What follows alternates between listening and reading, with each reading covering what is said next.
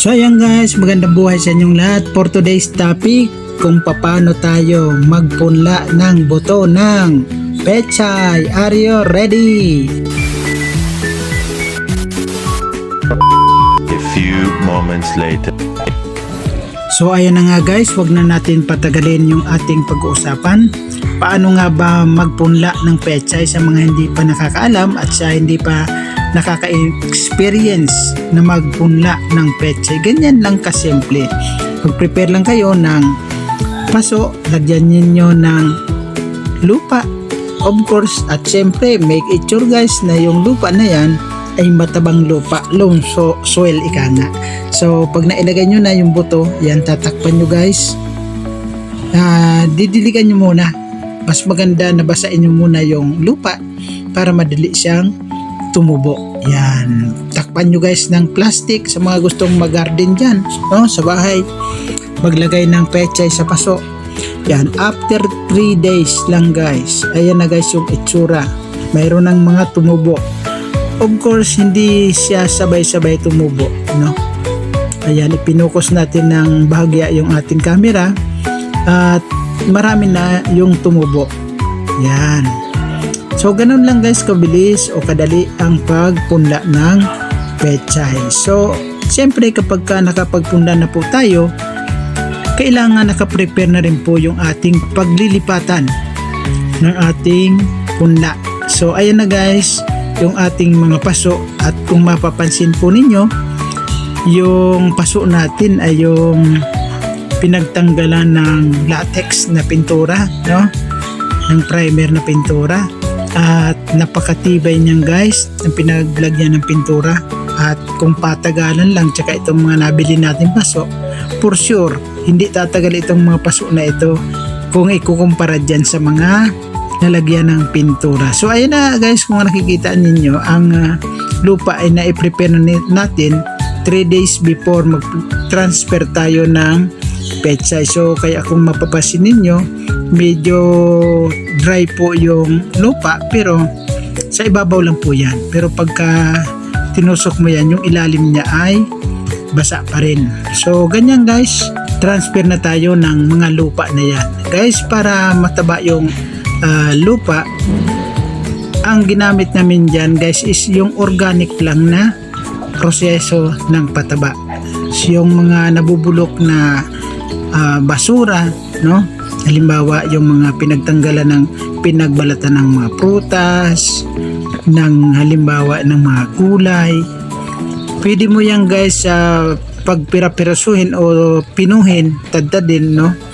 And then patungan mo siya ng lupa para maging lupa din. So napakataba guys, yung lupa mo ay nagiging kulay itim. So sa madaling salita guys, ayan, nagta-transfer na tayo ng ating pananim. So dahil nga sa tapos na tayong magpintura ng ating munting bahay, no?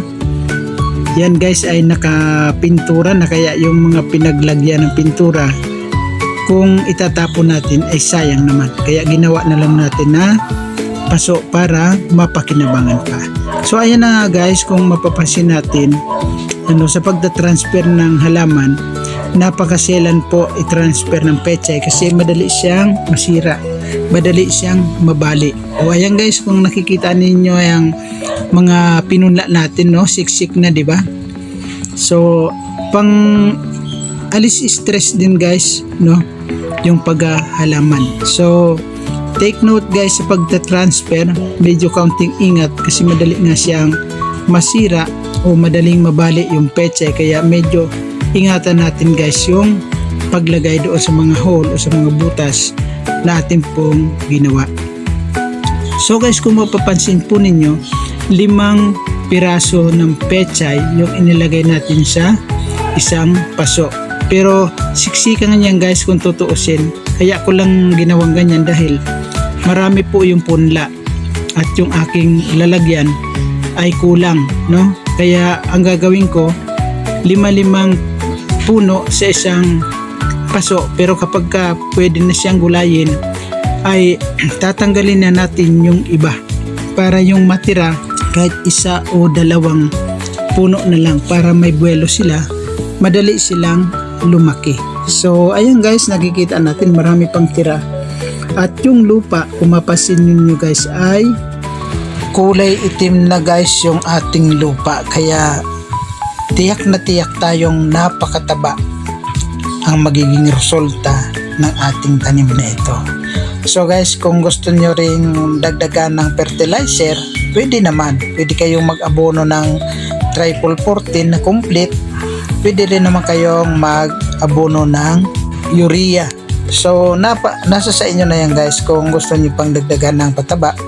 Pero kung maganda naman ang tubo guys, kahit walang pataba, huwag nyo nang magpataba, huwag na kayong magpataba. Ako guys, nung yung sinundan nitong garden ko at mga punla ko na to, hindi ako gumamit ng pataba. Pero tingnan ninyo guys dyan sa aking mga video na una, ang lulusog talaga, ang tataba, ang lalaki guys ng pechay. So kahit hindi na kayo guys magdagdag ng pataba pa. So ayun na guys, nilalagyan natin ng plastic, no, tinatakpan natin kasi dito sa amin guys, ang dami ditong ibon na maya. Tinutuka nila yung pechay na maliliit pa. Favorite nila yan, kaya kailangan mong ingatan sila. Tiyagaan mo talaga siya na magtakip ka ng plastic. So maraming salamat pala guys sa inyong panonood. Sana guys na-inspired kayo sa pagtatanim, at kung nagustuhan ninyo ang aking video, huwag naman ninyong kalimutan i-subscribe ang aking channel, Disipulo ni Cristo. So salamat guys muli, at sa susunod na video kita-kits ulit tayo. God bless guys, and bye bye.